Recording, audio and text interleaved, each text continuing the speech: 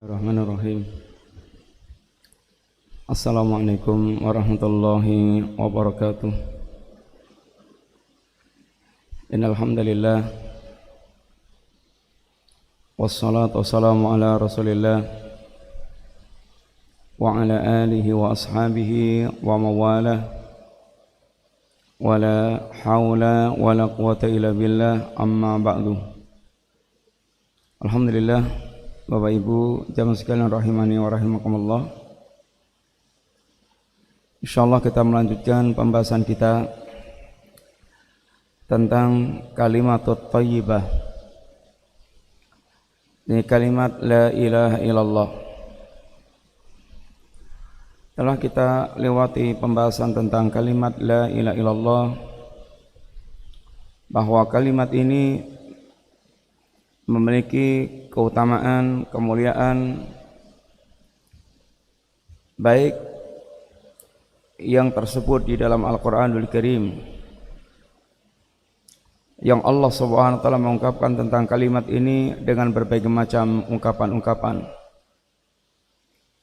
Dikatakan pula dengan kalimat thayyibah, disebut pula dengan kalimat taqwa, disebut pula dengan yaitu al-qaul tsabit, disebut pula dengan al-urwatul wusqa, disebut pula dengan yakni kalimatun baqiyah dan yang lain-lainnya.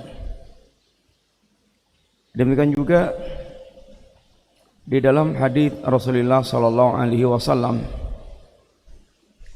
yang Nabi menjelaskan banyak tentang keutamaan kalimat la ilaha illallah. Di antaranya seperti bahwa pemilik kalimat la ilaha illallah ini pasti akan masuk jannah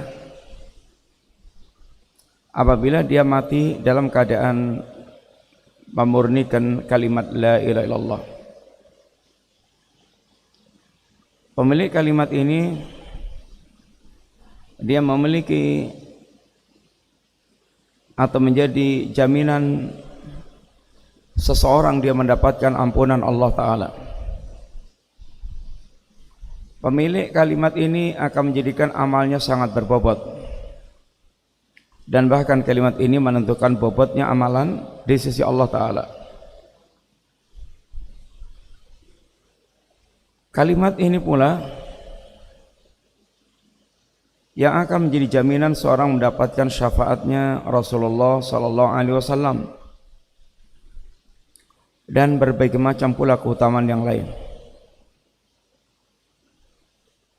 Akan tapi seluruh keutamaan yang ada pada kalimat la ilaha illallah tidak akan kita dapatkan kecuali dengan memenuhi persyaratannya. Persyaratan la ilaha illallah, para ulama menyebutkan 7 atau 8 yang semuanya terambil dari kitab Allah Al-Quran dan sunnah Rasulullah sallallahu alaihi wasallam. 7 syarat itu, yang pertama adalah al-ilmu. Seorang yang mengucapkan kalimat ini mesti harus dia faham tentang makna kalimat la ilaha illallah, bahwa kalimat ini memberikan makna la ma'buda bihaqqin illallah, tidak ada sesembahan yang sebenarnya, tidak ada tidak ada sembahan yang sebenarnya kecuali Allah Ta'ala.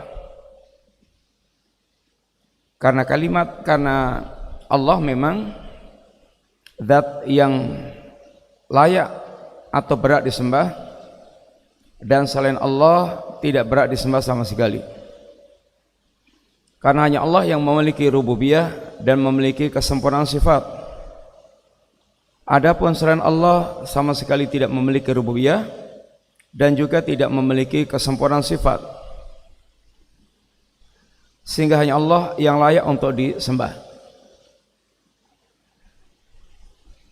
Dan yang kedua, di antara syurut Allah adalah al-yaqin. Orang yang mengucapkan kalimat ini haruslah betul-betul memiliki keyakinan yang bulat. Tidak ada keraguan dalam meyakini kalimat la ilaha illallah. Maka ragu terhadap kalimat la ilaha illallah, ragu terhadap kebenaran Islam, ragu terhadap kekafiran orang kafir, ini termasuk yang akan merusak Islam, yang akan membatalkan syahadat seorang. Orang yang tidak yakin bahwa hanya Allah yang merupakan sembahan yang hak dan selain Allah yang merupakan sembahan yang batil, ya tentu tidak ada gunanya syahadatnya la ilaha illallah Muhammad Rasulullah. Berarti dia, aku ragu-ragu bahwasanya Allah sesembahan yang sebenarnya. Gimana? Ya nggak bisa. Aku ragu-ragu kalau setan itu sesembahan yang palsu. Ya nggak bisa. Mesti harus yakin. Hanya Allah sembahan yang hak dan selain Allah sembahan yang batil, sehingga betul-betul menghasilkan sebuah keyakinan, dan keyakinan itu adalah hasil kesempurnaan di ilmu. Sempurnanya ilmu menghasilkan keyakinan.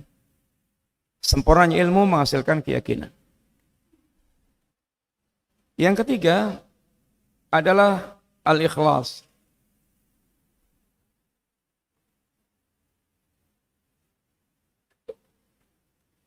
Al-ikhlas yaitu murni. Orang yang mengucapkan kalimat la ilaha illallah mesti dia tertuntut memurnikan ibadahnya semata-mata hanya kepada Allah.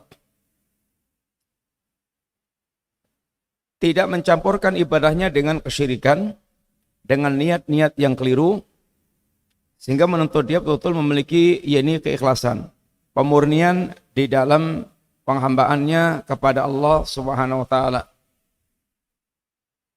Dan orang hanya akan mendapatkan jaminan syafaat di akhirat kelak kalau dia memiliki yaitu kemurnian ibadah. Dan yang kata Nabi yang paling berbahagia dengan syafaatku dari kiamat kelak, orang yang mereka memurnikan kalimat la ilaha illallah. Sekarang kita masuk pada asyaratur rabi, syarat yang keempat, itu as-sidqu, jujur. Al-munafi lil kadhib, jujur yang menghilangkan dusta. Sikap jujur yang menghilangkan dusta. Jujur artinya sesuai dengan kenyataan. Jujur itu artinya sesuai dengan kenyataan. Orang yang berbicara jujur artinya bicaranya sesuai dengan kenyataan. Orang yang keyakinannya jujur artinya keyakinannya sesuai dengan kenyataan. Omongan, keyakinan yang tidak sesuai dengan kenyataan itu namanya dusta. Dusta. Sifatul mukminin adalah sifat orang yang jujur. Dan sifatnya orang-orang kafir, sifat atasnya orang dusta ada sifatnya orang munafik. Allah Subhanahu wa taala mengajari kejujuran. Rasulullah SAW mengajarkan kepada kita kejujuran. Allah Subhanahu wa taala katakan, walau sadaqu lakana khairan lah. Lakana khairun lah. Seandainya orang itu jujur, niscaya itu lebih baik bagi dia. Allah memerintahkan kita untuk selalu bersama dengan orang-orang yang jujur. Wa kunu ma'as shadiqin.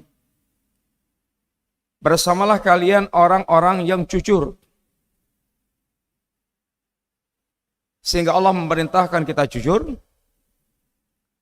Kemudian memerintahkan kita untuk senantiasa bersama dengan orang-orang yang jujur. Walaupun boleh jadi dengan kejujurannya itu dia akan mendapatkan ujian-ujian, mendapatkan cobaan-cobaan.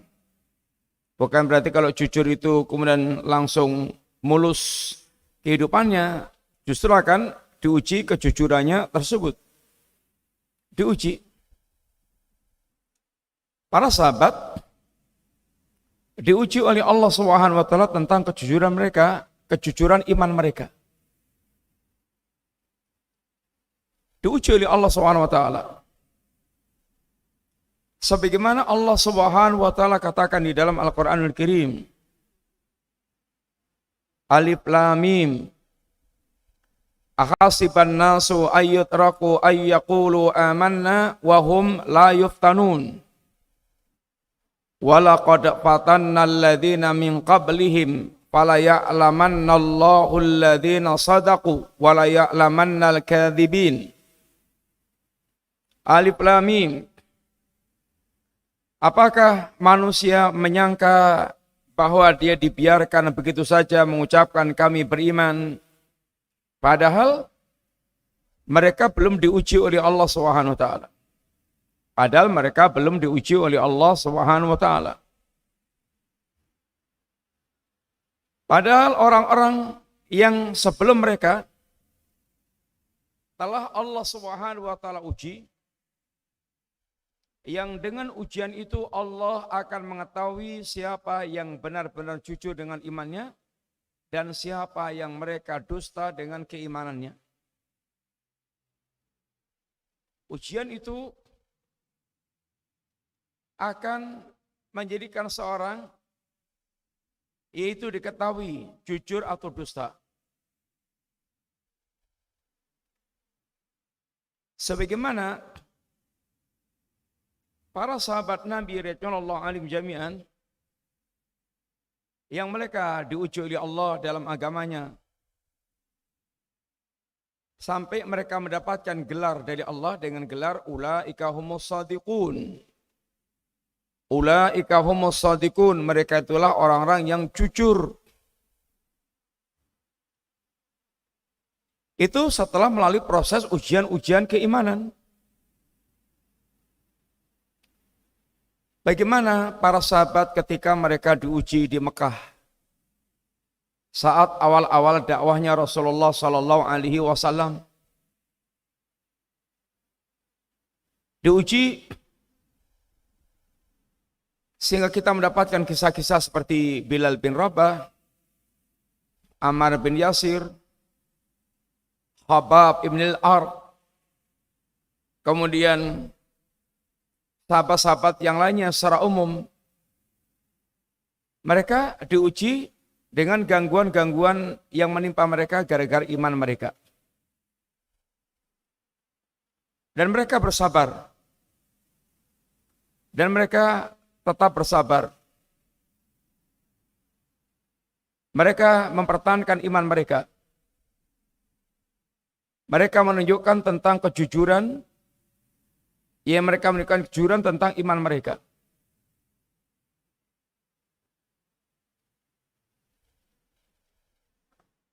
Sampai pada peristiwa hijrahnya para sahabat Nabi radhiyallahu anhum jami'an.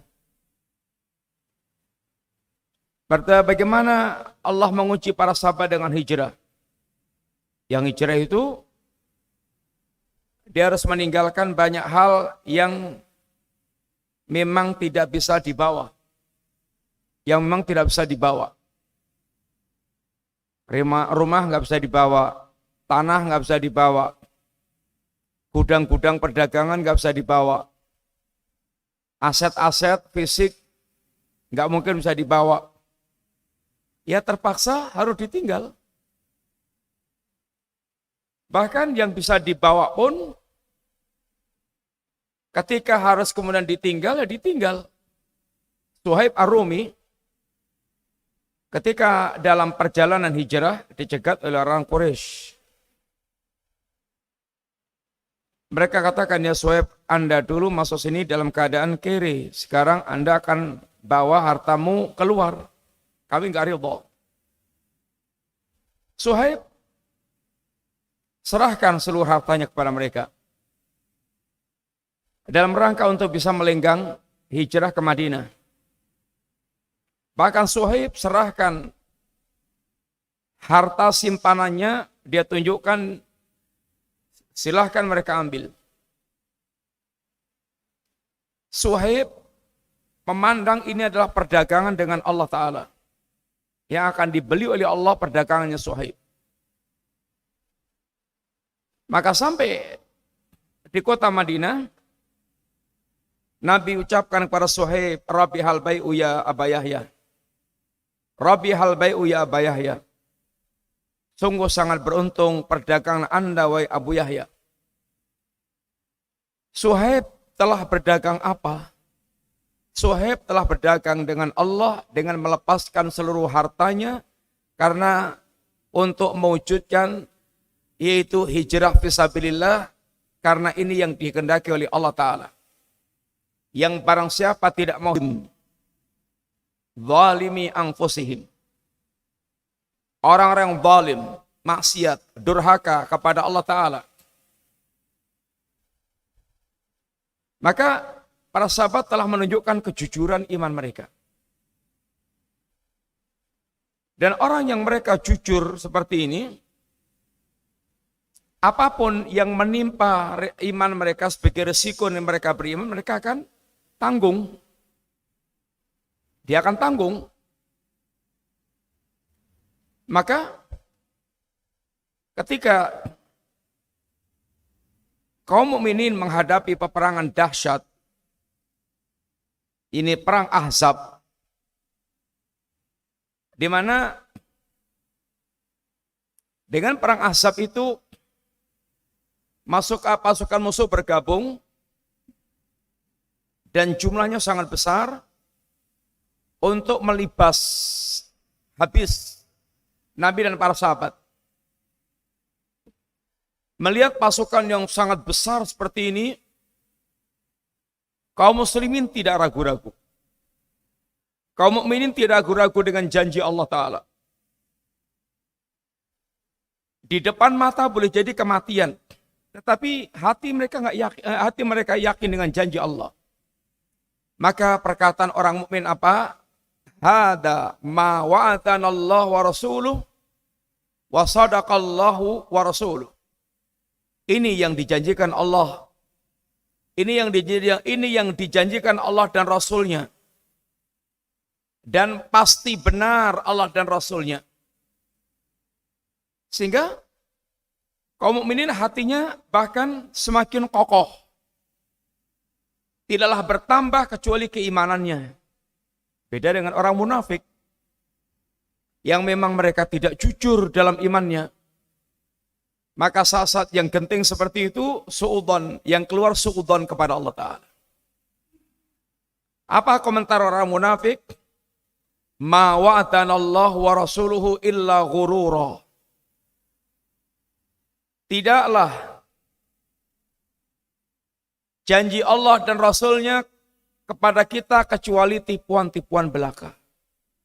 Dianggapnya itu adalah, dianggapnya Allah menipu manusia. Ini karena memang hatinya tidak ada kemantapan dalam beriman, tidak ada kejujuran dalam beriman. Orang munafik ada orang yang mereka dusta.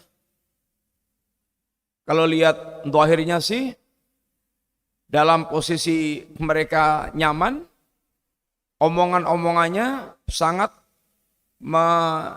manis, penampilannya sangat menakjubkan. Wa idza ra'aitahum tu'jibuka ajsamuhum wa yaqulu tasma' liqaulihim. Kalau Anda lihat penampilan jasadnya, maka meyakinkan, sangat menakjubkan. Kalau Anda dengarkan perkataannya, kalau dia berkata pasti akan Anda dengarkan. Karena perkataan-perkataannya menunjukkan yaitu koyok-koyoknya. Kemudian sikapnya menunjukkan seakan-akan luar biasa.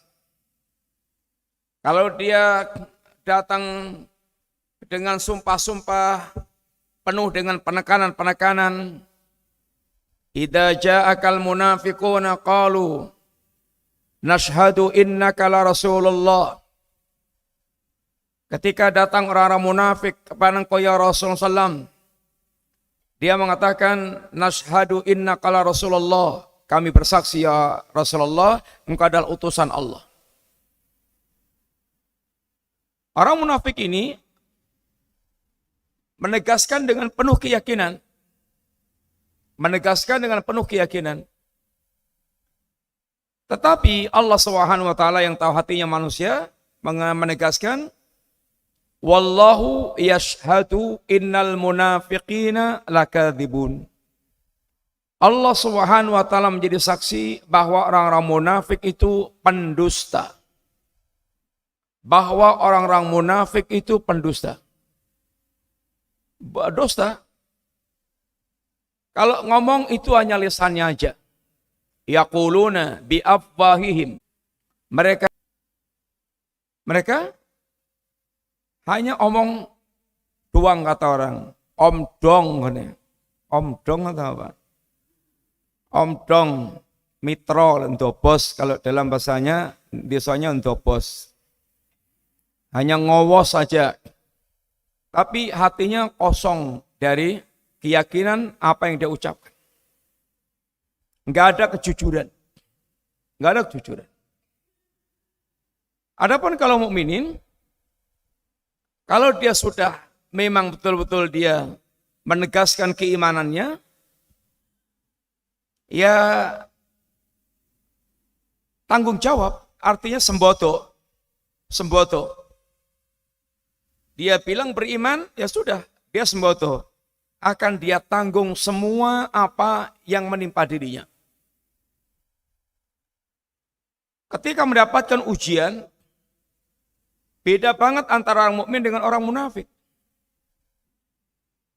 Orang mukmin dia akan tanggung semua apa yang menimpa dirinya gara-gara iman dia. Beda dengan orang munafik. Wa minan nasi may yaqulu amanna billah fa idza udhiya fillahi ja'ala fitnatan nasi ka'adabillah. Sebagian orang ada yang mengatakan kami beriman kepada Allah.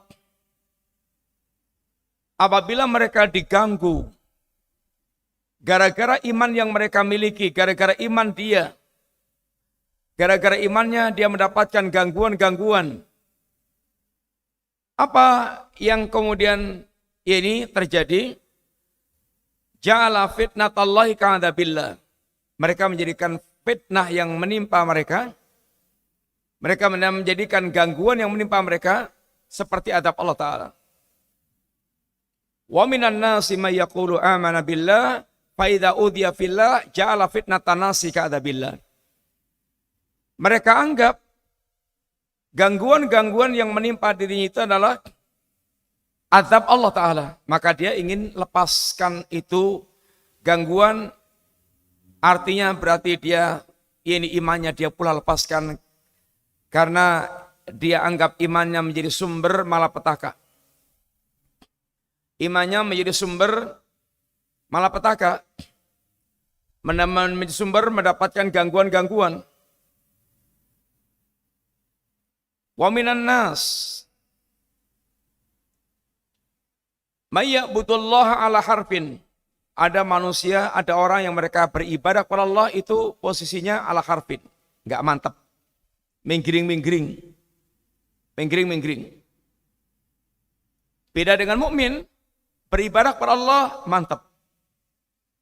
Sampai mati dia akan beribadah kepada Allah Ta'ala. Ini enggak ala harfin. In asabahu khairun itma'an nabi. Kalau dia mendapatkan kebaikan, kenyamanan dalam beragama, mendapatkan keuntungan-keuntungan, maka dia pun tenang dengan agamanya itu.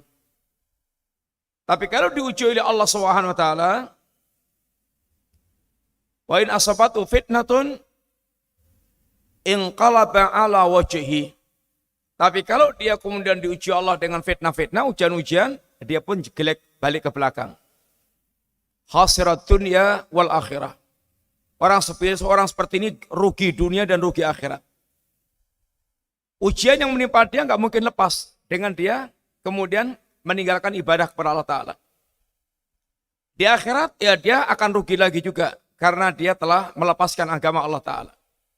Dzalika huwal khusranul mubin, yang seperti ini tentu adalah kerugian yang sangat nyata. Kerugian dunia, kerugian akhirat.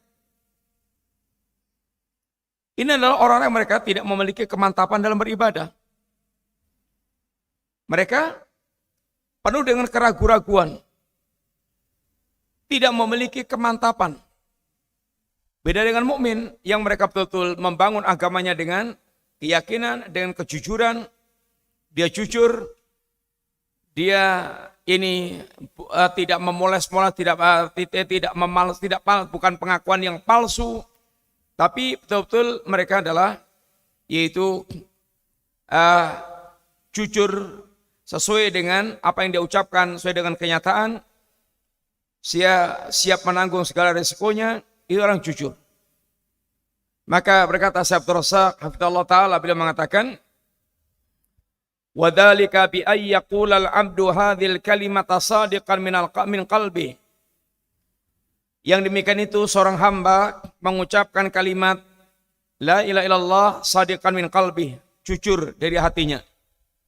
Wa sidqu huwa, adapun jujur itu adalah aywati al-qalbul lisana, yaitu hati dan lisannya itu sesuai cocok. Walidah qala Allah Ta'ala fi dhammil munafikin, oleh karena itu Allah mencela orang munafik yang tidak memiliki kejujuran. Idza ja'akal munafiquna qalu nashhadu innaka la rasulullah wallahu ya'lamu innaka la rasuluh wallahu yashhadu innal munafiqina lakadzibun. Ketika datang orang-orang munafik, mereka mengucapkan kami bersaksi bahwa engkau adalah utusan Allah. Wallahu ya'lamu innaka la rasuluh, dan Allah tahu ya Rasulullah engkau adalah utusan Allah. Wallahu yashhadu innal munafiqina lakadzibun, dan Allah bersaksi bahwa orang munafik adalah pendusta. Fawasafahum subhanahu bil kadzib. Allah mensifatkan mereka dengan kadzib.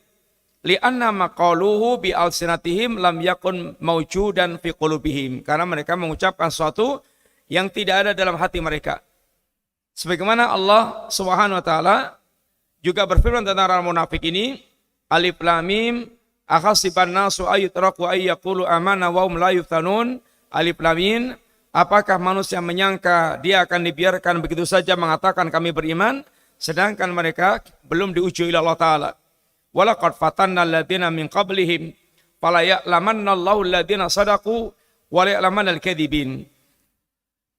Dan benar-benar kami Allah telah menguji orang sebelum mereka, maka Allah mengetahui persis orang yang mereka jujur dengan imannya dan mengetahui persis orang yang mereka kadzib. Wa thabata fi sahihain, demikian pula tersebut di dalam Sahihain. Hadis dari Mu'adz bin Jabal radhiyallahu anhu. Ani Nabi sallallahu alaihi wasallam, dari Nabi sallallahu alaihi wasallam, beliau mengatakan, "Ma min ahadin yashhadu an la ilaha illallah wa anna Muhammadan abduhu wa rasuluh." Tidaklah seorang pun yang mereka bersyahadat bahwa tidak ada sesembahan yang hak kecuali hanya Allah, dan Muhammad itu adalah utusan Allah, dan Muhammad adalah hamba Allah dan utusan Allah.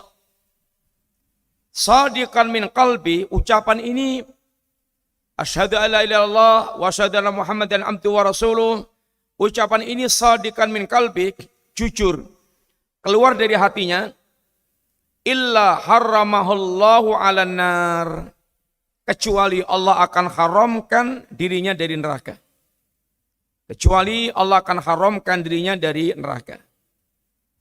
Pastarata sidqu, maka Allah Subhanahu wa taala mensyaratkan as-sidqu di sini, kejujuran di sini. Yani Nabi mensyaratkan kejujuran di sini untuk dia betul-betul diharamkan dari neraka. Orang diharamkan dari neraka, orang mereka ada kejujuran iman, ada kejujuran tauhidnya di dalam hati mereka. Rasulullah sallallahu alaihi wasallam juga mengajarkan kejujuran kepada kita. Bahkan dalam segala perkara kita diperintahkan oleh Nabi bersikap jujur. Hadis yang Nabi ingatkan kepada kita tentang kejujuran, diantaranya alaikum bisidqi. Hendaklah kalian bersikap jujur. Fa inna sidqa yahdi ilal bir. Karena kejujuran itu akan membimbing Anda, mengarahkan Anda ini kepada kebaikan. Wa innal birra yahdi ilal jannah. Dan sungguhnya kebaikan itu akan mengarahkan Anda ke surga. Wa iyyakum wal kadhiba. Dan jauhkan oleh kalian sikap dusta. Fa innal kadhiba yahdi ilal fujur wa innal fujura yahdi ilan nar. Seorang karena kedustaan itu akan mengantarkan kepada sikap fajir, sikap rusak, dan kefajiran itu akan mengantarkan ke neraka. Dan ada orang yang mereka itu senantiasa jujur, wala yazalu rajul yastuqu. Dan ada seorang yang mereka itu senantiasa jujur, wa yataharra as-sidqa. Dan terus dia memelihara kejujurannya itu, hatta yuktaba indallahi siddiqan, hingga dia dicatat di sisi Allah sebagai orang yang jujur. Sebaliknya, ada orang yang mereka itu ma yazalu rajul yakdzibu wa yataharra al-kadhiba hatta yuktaba indallahi al-kadzaban. Ada orang mereka senantiasa dusta dan terus melangsungkan kedustaan, membiasakan dengan kedustaannya itu hingga dia dicatat di sisi Allah sebagai kadzaban, pendusta. Allah Subhanahu wa taala zat yang maha jujur. Sehingga Allah dikatakan waman asdaqu minallahi qila, kata Allah. Mana ada yang lebih jujur perkataannya dibandingkan dengan Allah? Dan Allah mengajarkan kita bersikap jujur. Agar kita senantiasa jujur. Dan supaya kita bersama-sama dengan orang yang jujur. Wa kunu ma'as shadiqin. Dan Nabi kita pun juga demikian. Nabi kita Nabi yang jujur, bukan pendusta, dan mengajarkan kita senantiasa jujur, karena kejujuran itu akan mengarahkan kita ke jannah. Dan kejujuran itu akan membuat kehidupan itu tumbuh kebaikan-kebaikan. Orang kalau dia memiliki kejujuran, itu modal menjadi orang baik. Ini alamat orang yang baik. Jujur. Dan kejujuran itu pendidikan yang perlu diajarkan sejak kecil. Nabi memperingatkan orang tua yang memberikan janji-janji kepada anak yang tidak ditunaikan, dia akan menjadi pendusta. Akan mengajarkan kedustaan. Ketika ada ibu-ibu yang dia janji kepada anaknya, nak, kalau kamu begini, tak akan kasih begini. Nabi ingatkan, kalau enggak kamu tunaikan, kamu dusta. Sehingga seorang ketika betul-betul janji walaupun kepada anak kecil, wajib untuk dia tunaikan. Karena kalau enggak dia akan mengajari kedustaan. Dan kedustaan itu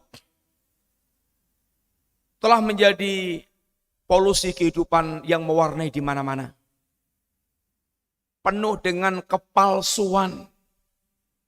Penuh dengan kepalsuan. Penuh dengan kedustaan. Jauh daripada kejujuran. Sampai rupa pun juga dipalsukan dengan operasi plastik. Palsu, wajah palsu. Sehingga tampilannya palsu. Laporannya laporan palsu. Sehingga semuanya tampilannya penuh dengan kepalsuan. Kejujuran menjadi barang yang langka. Menjadi sangat langka. Semua aturan tinggal aturan. Penuh dengan kedustaan, penuh dengan kebohongan. Sehingga banyak orang yang mereka kemudian bilang kebohongan publik, kebohongan publik. Artinya kebohongan sudah di mana-mana. Merata di mana-mana. Orang tua membohongi anak, anak membohongi orang tua, suami membohongi istri, istri membohongi suami. Kemudian penguasa membohongi rakyat, rakyat membohongi penguasa. Itu penuh dengan kebohongan, kedustaan. Termasuk ustaz-ustaz yang mereka itu menyebarkan riwayat-riwayat palsu. Ini pembohong. Dan pembohong yang paling besar adalah berbohong atas nama Allah SWT. Nabi kita mengajarkan kejujuran. Karena kejujuran ini akan mengantarkan pada kebaikan dunia akhirat. Dunia akhirat itu keberuntungannya didapatkan dengan bersikap jujur. Bersikap jujur. Demikian juga bahwa kejujuran ini yang akan membuat seorang itu memiliki hati yang tenang. Hati yang tenang. Kejujuran itu akan mewariskan ketenangan. Gak ada orang yang dusta itu yang tenang hidupnya, gak ada. Dalam urusan apapun. Dalam urusan apapun. Kedustaan itu tidak akan membawa kepada ketenangan. Dalam masalah jual beli, dalam masalah urusan yaitu pokoknya segala macam. Pokoknya kalau tidak jujur itu pasti akan menjadi ganjalan dalam hati. Akan membuat dia kemudian tidak tenang. Tidak tenang. Bagi orang yang mereka betul-betul masih hidup hatinya. Itu kebohongan itu akan menjadikan hal yang dia tidak akan tenang. Si fulan pendusta tapi kok hidupnya tenang, nyaman banget. Ya kelihatannya, tapi seaslinya itu dia nggak tenang. Karena dia tahu salah. Dusta itu tahu dia salah. Antum aja nggak pakai helm, kemudian jalan di jalan raya, ada satpam kayak polisi, teratapan. Polisi. Karena dia tahu salah. Dia nggak bawa helm, atau dia nggak bawa SIM, atau dia nggak bawa STNK, dan semisalnya. Teratapan. Penjahat-penjahat, walaupun mereka ada saat mereka telah tenang karena sudah rusak dengan fitrahnya itu, tapi tidak akan mungkin dia ini memiliki ketenangan yang hakiki, nggak akan. Gembong narkoba, sudah lihai dalam melakukan penipuan-penipuan segala macam. Kalau ada polisi lewat juga, dia teratapan juga. Padahal nggak ngapa-ngapain polisinya. Karena pasti kita akan ini batinnya dia akan yaitu diwarnai dengan ketakutan-ketakutan. Nggak tenang. Maka Nabi SAW mengajarkan kepada kita ini bahwasanya kejujuran itu akan menjadikan seorang dia itu tenang. As-sidqu tuma'ninah. Wal kadhibu raibatun. Kejujuran itu membuat seorang dia ini tenang. Sebaliknya, kedustaan itu akan membuat seseorang yaitu raibah, ada keguncangan, ketidaktenangan. Kemudian sebagaimana sabda Nabi, fa inna sidqatu ma'ninatun wal kadhibu raibatun. Fa inna sidqatu ma'ninatun wal kadhiba raibatun. Jujur itu akan membawa kepada ketenangan dan dusta itu akan membawa kepada yaitu ketidaknyamanan. Akan membawa ganjalan-ganjalan yang membuat dia jadi enggak tenang. Itu ini apa yang akan didapatkan oleh orang yang jujur. Hatinya tenang, jiwanya tenang. Walaupun ibaratnya dia rugi. Tapi kejujuran dia membuat dia tenang. Di pengadilan, dia divonis kalah, tapi dia jujur, dia akan tetap tenang. Menang, tapi karena dia dusta, dia tidak akan tenang, walaupun menang. Ini sudah menjadi sebuah, ini kondisi yang pasti akan dirasakan oleh seseorang. Kemudian, kejujuran itu juga akan membawa kepada keberkahan. Orang yang jujur akan diliputi dengan keberkahan. Orang yang dusta, dia akan terhapus keberkahannya. Walaupun dengan jujur itu keuntungannya sedikit, dengan dusta itu keuntungannya banyak. Maka Nabi ketika menjelaskan tentang orang yang mereka bertransaksi jual beli, al-bayyi'ani bil khiyar malam yatafarraqa. Orang yang mereka berjual beli itu ada memiliki khiyar, ada khiyar majelis, ada khiyar waktu, yakni waktu. Khiyar majelis dia pilihan berkaitan dengan yakni pilihan tempat. Selama masih di dalam ruangan ini bebas mau lanjut atau enggak. Kalau udah keluar ruangan, maka dia harus sudah dianggap beli. Enggak bisa lagi untuk dikembalikan. Kecuali cacat atau kecuali apa. Atau khiyar waktu 2 hari ya, 2 hari jadi atau batal. Khiyar. Fa in sadaqa wa bayyana burika lahuma. Kalau orang yang jual beli ini saling jujur dan saling menjelaskan, maka akan diberkahi. Kalau orang yang jual beli itu saling jujur dan dia saling menjelaskan, ini ada cacatnya di sini, ini akan diberkahi. Jualan mobil juga begitu, jangan sekedar dipoles-poles saja, kelihatan bagus, kelihatan kinclong, kelihatan yaitu mulus. Padahal ada cacat-cacat yang tidak dijelaskan. Dijelaskan. Agar seorang dia yaitu tidak merasa tertipu dengan jual belinya itu. Walaupun keuntungannya dikit. Walaupun akan mengurangi keuntungan. Maka keuntungan walaupun sedikit kalau dia hasil daripada kejujuran, dia akan berkah. Dan berkah itu artinya harta dia akan menghasilkan kebaikan yang sangat banyak.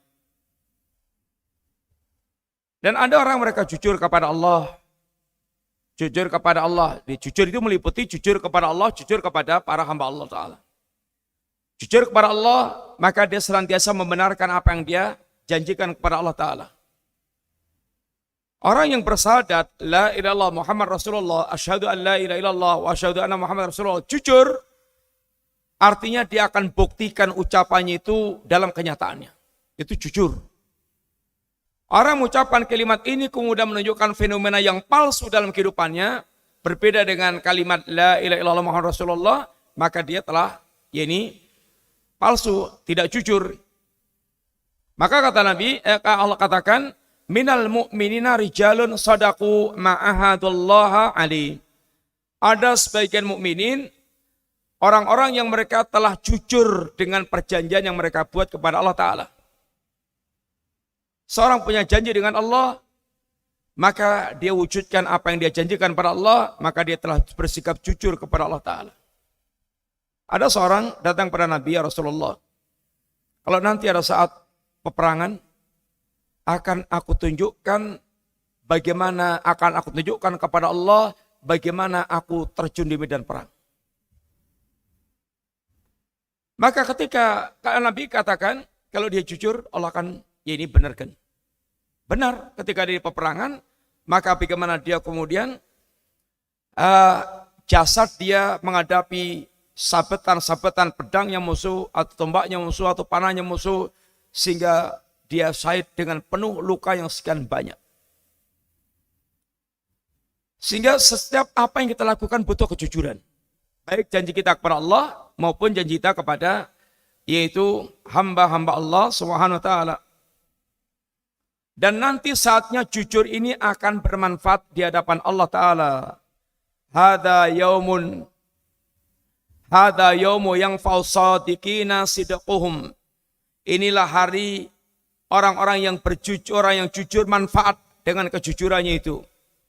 Di yaumul kiamah, kalau kejujuran seorang, dia betul-betul akan memberikan manfaat dalam kehidupannya. Kemudian, syarat yang kelima, yaitu al-mahabbah. Orang yang mengucapkan kalimat la ilaha illallah tertuntut itu dia memiliki kecintaan.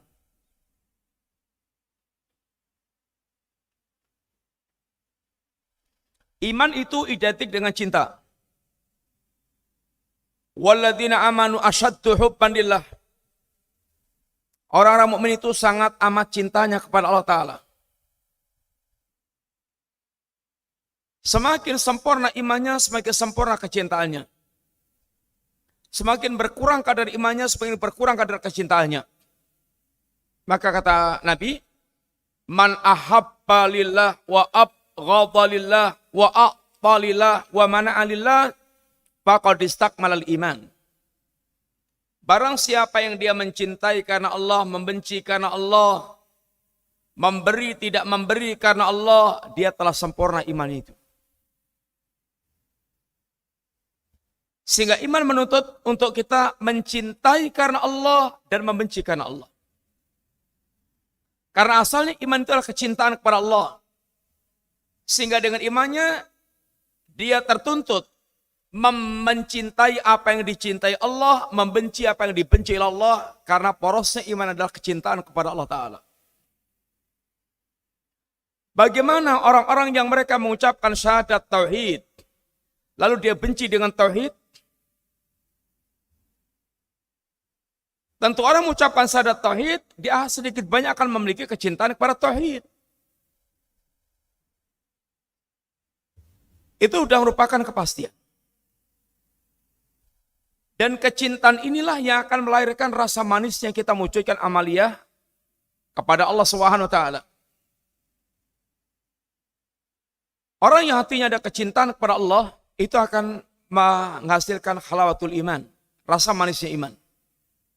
Rasa manisnya iman kita, manisnya iman itu akan membuat dia militan dengan imannya, karena dia merasakan manisnya.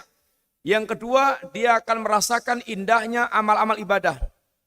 Amal-amal ibadah itu akan dia akan merasakan ada rasa manisnya, ada keindahannya. Ada keindahan dalam salat, ada keindahan dalam puasa, ada keindahan dalam dakwah, ada keindahan di dalam amalan-amalan ketaatan.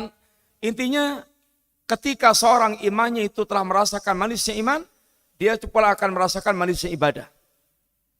Tapi untuk sampai pada tingkat dia bisa merasakan manisnya kehidupan karena iman, dan manisnya ibadah karena iman, itu tentu membutuhkan tahapan-tahapan sampai dia betul-betul bisa merasakan manisnya hal-hal tersebut. Satu di antaranya hadis Nabi, "Dzaqa ta'mal iman." Seseorang dia akan merasakan manisnya iman. Siapa yang akan merasakan manisnya iman itu? Man radhiya billahi rabba wa bil islami dina wa bi Muhammadin nabiyya wa rasulah. Ini orang yang mereka hatinya telah ridha terhadap Allah sebagai Rabb sembahannya. Orang yang telah ridha ini Muhammad sebagai nabi utusan Allah, dan orang yang telah ridha yakni Islam menjadi agamanya. Hati yang ridha itu hati yang betul-betul dia legowo. Hati yang ridha itu hati yang betul-betul dia legowo. Dia hanya ridha Allah sebagai sembahnya, artinya dia tidak ridha kalau ada sembahan selain Allah Ta'ala. Hatinya hanya ridha kepada Allah Ta'ala. Dan orang ridha dengan Allah, dia akan menerima semua yang datang dari Allah Subhanahu Wa Ta'ala. Dia akan ridha dengan agamanya, dia akan ridha dengan Rasul yang diutus oleh Allah Ta'ala. Dan ridha itu dia disikapi dengan lapangnya dada yang serba bisa menerima. Dia akan merasa betul-betul nyaman dengan perkara tersebut. Ini ridha. Dan ini merupakan ini kecintaan. Dan kecintaan kepada Allah akan menghasilkan kerinduan untuk bertemu dengan Allah Subhanahu Wa Ta'ala. Al-mahabbatu al-munafiyatu lil bughdi wal kurhi. Kecintaan itu akan menghilangkan kebencian. Maka tidaklah membenci Islam, tidaklah membenci agama Allah, tidaklah membenci kalimat tauhid dan hakikat tauhid kecuali orang-orang kafir dan orang-orang munafik. Seorang mukmin itu sedikit banyak pasti dia memiliki kecintaan. Tapi kalau dia kafir atau dia munafik, yang ada kebencian. Kebencian kepada perkara Islam dari ujung sampai ini dari akar sampai ujungnya. Itu akan ada rasa kebencian karena sungguhnya memang mereka hatinya tidak ada keimanan. Keimanan itu pasti akan bawa pada kecintaan sedikit atau banyak. Wadzalika bi ayyuhibba qailuha Allah wa rasulah wa dinal Islam wal muslimin al-qaimina bi awamirillah al-waqifina 'inda hududi. Yang demikian itu karena seorang muslim dia mencintai orang yang mengucapkan dua kalimat syahadat ini, dia akan mencintai Allah, mencintai Rasulnya, mencintai dinul Islam, mencintai muslimin yang mewujudkan ajaran Allah, yang mereka berada dalam batas-batas ajaran Allah. Wa ayyub ghidha man khalafa la ilaha illallah, dan dia pasti akan membenci orang yang mereka menyelisih kalimat la ilaha illallah. Wa ata bima yunaqidhuha min syirkin wa kufrin, dan dia akan benci kepada orang-orang yang mereka melakukan perbuatan yang bertentangan dengan kalimat la ilaha illallah, yaitu syirik dan kufur. Kalau ada orang mukmin yang mengucapkan dua kalimat syahadat malah membenci tauhid dan mencintai syirik dan kufur, itu alamat kemunafikan yang sangat nyata. Mestinya orang yang mereka memiliki kalimat ini dalam hatinya, dia pasti akan membenci syirik dan kufur. Wa mimma yadullu ala istiratil mahabbah fil iman. Adapun di antara ayat yang menunjukkan tentang syarat mahabbah dalam keimanan ini adalah walladzina amanu asyaddu hubban lillah. Orang mukmin itu sangat besar kecintaannya kepada Allah Ta'ala. Awthaqu ural iman al-hubbu fillah wal bughdu fillah, kata Nabi, sekuat-kuat tali iman adalah kecintaan karena Allah dan benci karena Allah Subhanahu Wa Ta'ala. Sehingga seorang yang mereka mengucapkan dua kalimat ini tertuntut untuk benar-benar mewujudkan kecintaan kepada Allah Subhanahu Wa Ta'ala. Tapi kecintaan ini tentu tidak akan tumbuh.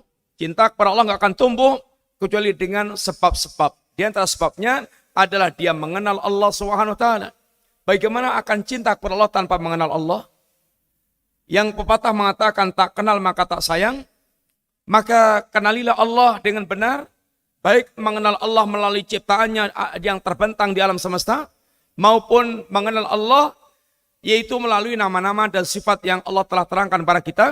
Itu akan mengantarkan kita mengenal Allah, kesempurnaan Allah yang maha sempurna. Sehingga akan tumbuh kecintaan kepada Allah Ta'ala. Ini dulu ikhwan yang kita sampaikan. InsyaAllah kita lanjutkan pembahasan yang akan datang bismillah. Semoga manfaat. Wassalamualaikum warahmatullahi wabarakatuh. Ada pertanyaan?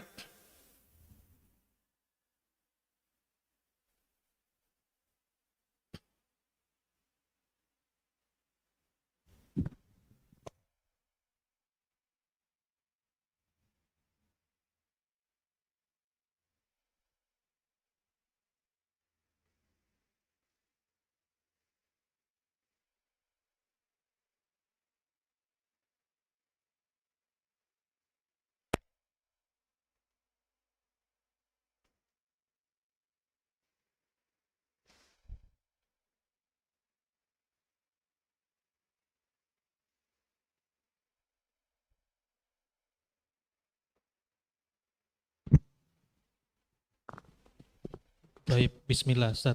Jazakallahu khairan atas materi yang sudah disampaikan. Ada pertanyaan Ustaz. Bismillah. Ustadz, bagaimana hukum menggunakan gigi palsu pada gigi yang ompong agar gigi lebih terlihat rapi, Ustadz?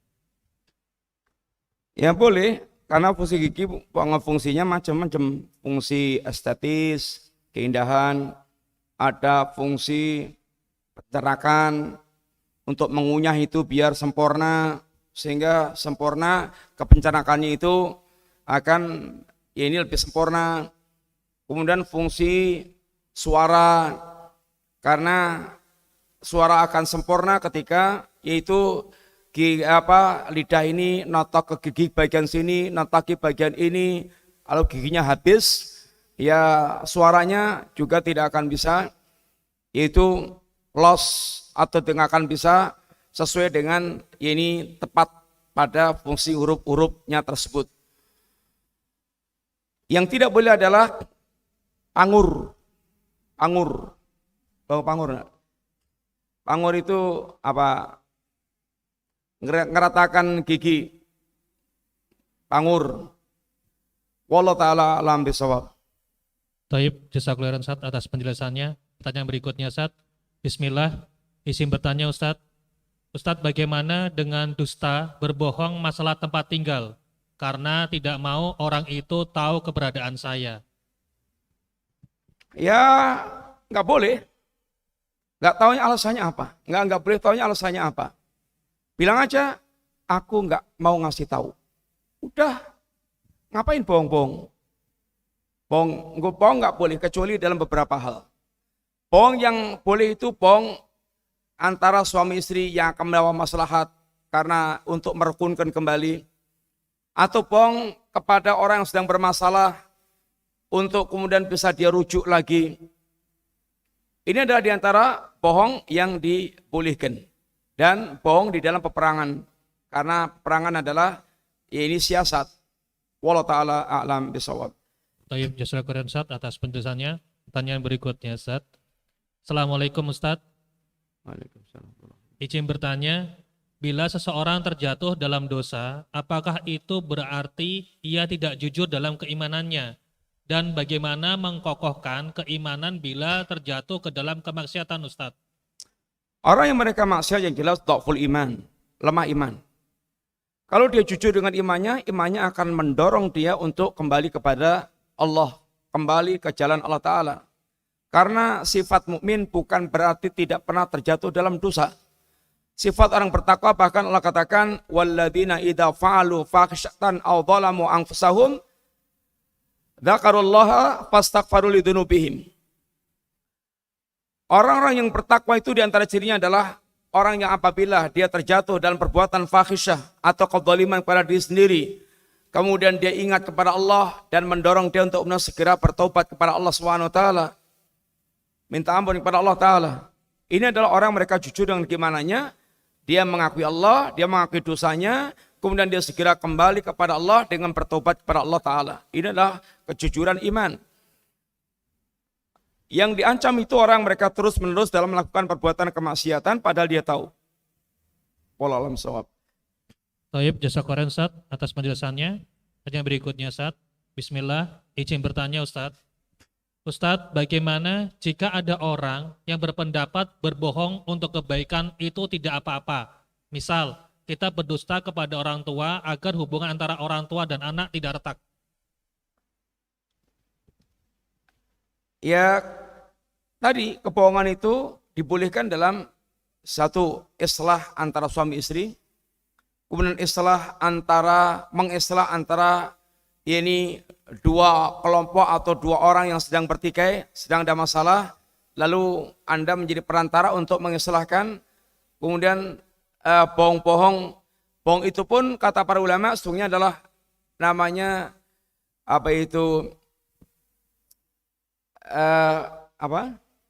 bohongnya itu bukan bohong yang cetok, bukan bohong yang sareh, bukan bohong yang sorry, bukan bohong yang terang-terangan bohong, tapi tauriah. Tauriah itu omongan dia difahami beda dengan yang mendengarkannya. Contoh, ketika Rasulullah SAW bersama dengan Abu Bakar As-Siddiq. Di tengah jalan ditanya, siapa dia? Abu Bakar mengatakan Al-Hadi. Orang ini menangkap Al-Hadi itu artinya orang guide yang akan menuntun jalan, menunjukkan arah mana. Tapi maksudnya Abu Bakar Al-Hadi, dia yang menunjukkan jalan ke surga, jalan kepada Allah Ta'ala, membimbing dalam perkara agama. Pernah Nabi ketemu seorang juga ditanya dari mana? Minal ma'. Minal ma' artinya itu dia pahami, orang mendengarkan memahami dari Bani Ma'.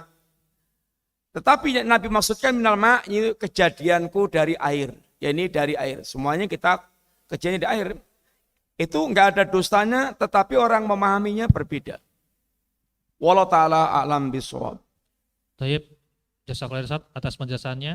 Dan yang berikutnya Ustaz, Ustadz izin bertanya, bagaimana hukumnya jika kita tidak mau hadir di suatu acara dengan mengucapkan kata insya Allah? Apakah ini termasuk kedustaan Ustadz?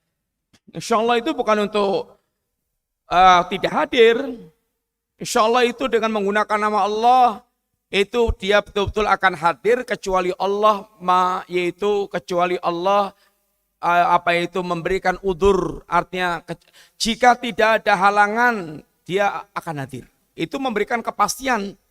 Bukan kepastian tidak hadir itu dengan insya Allah. Makanya orang sering sekali difahaminya besok hadir ya insya Allah. Jangan insya Allah, yang tenan teko pora gitu. Itu karena insya Allah difahami oleh orang itu kayak 75% enggak datang. Dia hanya untuk ngelegakan aja insya Allah. Sehingga akhirnya insya Allah itu difahaminya malah tidak jadi, tidak melakukan. Padahal insya Allah mestinya itu kalau tidak ada halangan udzur yang syar'i dia akan datang. Wallahu a'lam bishawab. Sudah cukup. Ya demikian Bapak sekalian. Enggak ada lagi pertanyaan. Kita cukup sekian. Jazakumullah khair. Matur nuwun. Wassallallahu ala nabiyina Muhammadin wa ala alihi wa sahbihi wasallam. Subhanakallahumma wa bihamdika asyhadu an la ilaha illa anta astaghfiruka wa atubu ilaik. Assalamualaikum warahmatullahi wabarakatuh.